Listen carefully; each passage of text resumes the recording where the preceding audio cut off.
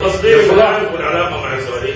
تصدير الغاز اذا كان يعني هيصدر بالسعر العالمي ما عندناش بيصدر لامريكا ولا العالم كله، يعني هيصير اسرائيل بس يعني مع اسرائيل بتصدر الغاز هنصدر السعر عايز تسويها بالموقف هذا موقفهم واضح بانهم سوف يعودون لاستفتاء الشعب المصري فيما يخص الشغل السلام. خلينا نوضح دي نقاط خطيره